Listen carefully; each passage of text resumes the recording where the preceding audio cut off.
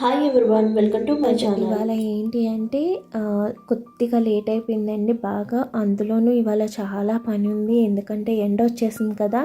నిన్న కొన్ని బట్టలు ఉతికాను. ఇవాళ మిగిలిన బట్టలన్నీ ఉతికేసుకోవాలి. ఎండ వచ్చినప్పుడే గబగబా పని చేసుకోవాలి. ఆ ఎండ కానీ పోయిందా ఇంకా బట్టలతో నరకం కనిపించేస్తుంది. ఇంకా అందుకని ఇవాళ అయితే బట్టలన్నీ కంప్లీట్గా ఉతికేసుకోవాలి. ఇది ఎండ ఎంతసేపు ఉండదో కూడా తెలియట్లేదు. అందుకని నేను ఫస్ట్ ఏం చేస్తున్నానంటే వంటిల్లు అంతా సదిరేసుకుంటున్నా. మా పెద్ద పాపకి చిన్న పాపకి స్నానాలు అయిపోయినాయి. ఇంకా పాలు కాచేసి ముందు వాళ్ళకి టిఫిన్ వేసి ఇచ్చేయాలండి. వాళ్ళు టిఫిన్ చేసేస్తే ఈ లోపుగా నాకు పని అయితే తెగులుతుంది. పాలు పొయ్యి మీద పెట్టేసుకున్నాను.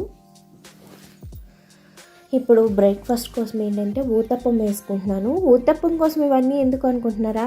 మా ఇంట్లో చిన్న పిల్లల కంటే దారుణం మా వారండి.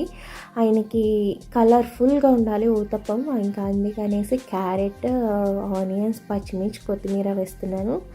ఆయనకి నార్మల్గా ఊతప్పం ఉల్లిపాయ వేసి పెట్టేస్తే తినరు. ఆయనకైతే కొంచెం కలర్ఫుల్గా కనపడాలనేసి ఇలా చేస్తాను ఎప్పుడూను. పిల్లలు కూడా చాలా ఇష్టంగా తింటారు. బ్రేక్ఫాస్ట్ అస్సలు తినమని మారం చేసేటప్పుడు ఈ విధంగా కలర్ఫుల్గా పెడితే ఏంటంటే వాళ్ళు చాలా ఇష్టంగా తినేస్తారు. ఇదేనే కాదు, ఏ రెసిపీ చేసినా వాళ్ళకి కొంచెం ఇంట్రెస్ట్గా కలిగించేలాగా మనం ప్రిపేర్ చేసి పెట్టామనుకోండి, పిల్లలైతే చాలా ఎంజాయ్ చేస్తూ తింటారు. ఇలా ఆనియన్స్ అన్నీ కట్ చేసేసుకుని పక్కన పెట్టేసుకున్నా. అలాగే ఇడ్లీ పిండి తీసేసుకున్నాను. కొంచెం అందులో కొద్దిగా సాల్ట్ వేసి కలిపేసుకుని పక్కన పెట్టుకుని, ఇప్పుడు పెనం పొయ్యి మీద పెట్టేసుకుని కొద్దిగా ఆయిల్ వేసుకుని పెనం వేడెక్కాక ఒక 2 గరిటె పిండి వేసేసుకుని అండ్ కట్ చేసుకున్న ఆనియన్స్ అండ్ క్యారెట్, పచ్చిమిర్చి, కొత్తిమీర వేసి గార్నిష్ చేసేసుకోవాలి. ఇలా ఒకసారి ఉల్టా చేసేసుకుని మీరు అట్టు తిరగేసే ముందు ఈ విధంగా అట్ల కాడిని కొంచెం లోపల కంటే పెడితే కనుక అట్టు చెదిరవకుండా చక్కగా వచ్చేస్తుంది ఉత్తప్పం. ఇది నిన్న చేసిన ఆనపకాయ పచ్చడి ఇవాళ తోసేసాను అనమాట బ్రేక్ఫాస్ట్లో. అలాగే మా చిన్న పాపకి ఇడ్లీ పెట్టాను. ఇంకా నేనైతే ఇవాళ టిఫిన్ చేయలేదు, కొంచెం డైట్ చేద్దాం అన్నట్టు. ఇంకా అందుకే మా వారికి, మా పెద్ద పాపకి, మా చిన్న పాపకి పెట్టాను. ఇంక ఇవి ఏంటంటే ఈవినింగ్ కొంచెం పిండి మిగిలిపోయింది, ఉప్పు కలిపేసానుగా, మళ్ళీ అందులో వేస్తే పాడైపోతుందని ఈవినింగ్ బజ్జీ వేసేద్దామని మిగిలిన ఆనియన్స్ అవి కూడా వేసాను. ఈ లోపుగా టిఫిన్ చేస్తాము, అంట్లు తోమేసాను అండ్ వాషింగ్ మిషన్ వేసేస్తున్నాను ఫస్ట్. ఇవి ఏంటంటే డైలీ వేర్ బట్టలు. ఈ డైలీ వేర్ బట్టలు వాషింగ్ మిషన్లో వేసేస్తున్నాను. ఇంకా వైట్ ఉన్నాయండి, ఆ వైట్ అయితే హ్యాండ్ వాష్ చేస్తాను. వైట్ వాషింగ్ మిషన్లో అంత ప్రాపర్గా నాకైతే వదిలినట్టు అనిపించదు. అంతకుముందు ఏంటంటే మాకు ఫ్రంట్ లోడ్ ఉండేది, ఇప్పుడు టాప్ లోడ్ తీసుకున్నాం. ఫ్రంట్ లోడ్ ఇచ్చేసి దానివల్ల ఏంటంటే ఇందులో అంత వదలనట్టు అనిపిస్తున్నాయి. అందుకనే వైట్ అన్నీ ఇంకా హ్యాండ్ వాష్ చేసేసుకుంటున్నాను. కానీ వైట్ బట్టలు ఉతికేటప్పుడు మాత్రం నాకు అనిపిస్తుంది, వైట్ ఎవరు కనిపెట్టారో వాళ్ళని అయితే చంపే అనిపిస్తుంది. ఎందుకంటే మా వారు వైట్ తప్ప ఇంకో కలర్ వేయరు. నాకేమో ఆ వైట్ ఉతకటానికైతే నరకంగా అనిపించేస్తుంది. కొన్ని ఆ ఫ్యాంట్కున్న పిన్ ఏదో చేతిలో గుచ్చుకుపోయింది, ఇంకా అసలు బ్లడ్ వస్తానే ఉంది. ఈ బట్టలకి ఎక్కడ అంటుకుంటే అది ఎక్కడ మార్క్ వదలదా అని అదొక టెన్షను. ఈ సర్పు నీళ్ళలో చేయబెడుతుంటే మండిపోయి అస్సలు ఉంది నా పని.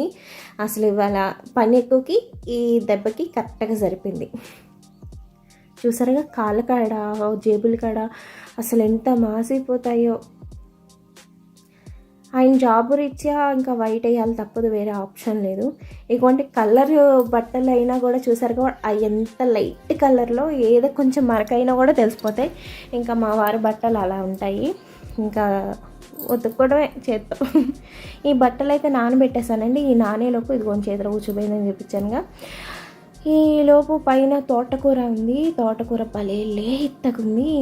తోటకూరని అయితే నేను లాగేసుకుంటున్నాను, ఎందుకంటే కింద మొదల్లో ఇంకా మొక్కలు ఉన్నాయి, అందుకనేసి వాటికి ప్లేస్ ఉండాలనేసి ఇలా పీకేస్తున్నాను మొక్కలు. ఇదిగోండి ఎంత లేతగుండే వాళ్ళ తోటకూర పప్పు. ఇదిగోండి రైస్ కడిగేసి పొయ్యి మీద పెట్టేసుకున్నాను. అలాగే పప్పు కూడా వేసేసుకున్నాను. ఇవి వచ్చేటప్పటికి అరటికాయ పువ్వండి, శుభ్రంగా నైటే మా వారు బాగు చేస్తారు. ఇంకా పొద్దున్నే వాటిని చిన్న చితక ముక్క కింద కట్ చేసి ఇలా రోట్లో వేసి దంపాలి. ఇలా రోల్ లేని వాళ్ళు ఏం చేస్తారంటే మిక్సీలో వేసి దంపేసేయండి. నాకు రోట్లో ఇలా దంచాలంటే ఎంత ఇష్టమో. మా చిన్నప్పుడు అయితే పోటీలు పడి పచ్చళ్ళు కానీ పప్పులు కానీ ఎలా రుబ్బేవాళ్ళమో. నాకు అసలు ఇప్పుడు ఒలికంటే ఎంత కష్టపడిపోతారో, కానీ అప్పుడైతే చాలా సరదాగా ఉండేదండి. ఇలా దంచేసిన పువ్వుని ఇలాగ ఒక 2-3 సార్లు కడిగేసుకోవాలండి.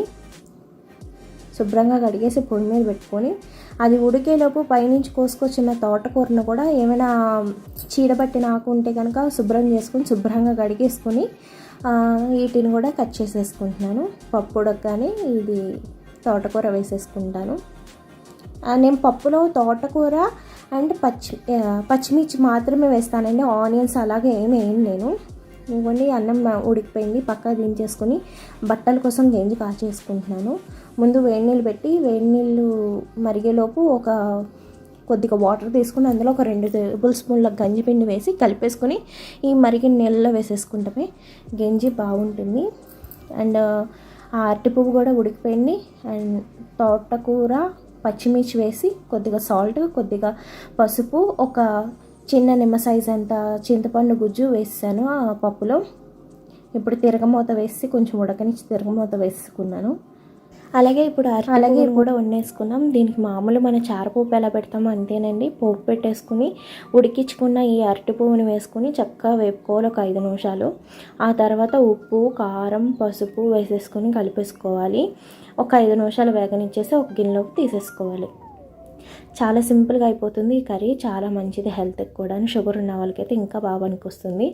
ఇదిగోండి, వంటిల్లంతా క్లీన్ చేసేసుకున్న, అంట్లు తోమేసుకున్న, బట్టలు ఉతికి ఆరేసాను. ఆ బట్టలు వీడియో చూపిద్దాం అనుకున్నాను కానీ నాకు వీడియో తీయడానికి అయితే కుదరలేదు. అందుకనేసి నేను ఆరేసిన వీడియో మాత్రమే చూపించాను. అండ్ ఇంకా మా వారు భోజనం పెట్టాను అంటే ఇంకా అప్పడాలు వేపమన్నారు. ఇంకా అప్పడాలు వేపేస్తున్నాను. అప్పడాలు వేపేసాక ఇంకా భోజనం చేసేస్తాము. ఇంక ఇక్కడితో అయితే వీడియోని అయితే ఆపేస్తున్నానండి. చాలా లెంతీ అయిపోయింది. ఇప్పటికీ ఎంత ఎడిటింగ్ చేసినా కూడా చాలా ఎక్కువ అయిపోయింది. ఈ వీడియో కనుక నచ్చితే ప్లీజ్ లైక్ చేయండి, షేర్ చేయండి, సబ్స్క్రైబ్ చేయండి. అలాగే మీ సపోర్ట్ నా ఛానల్కి అందించండి. అలాగే మీ ఫ్యామిలీ మెంబర్స్కి కూడా ఫార్వర్డ్ చేయండి. చివరి దాకా చూసినందుకు థ్యాంక్స్ ఫర్ వాచింగ్.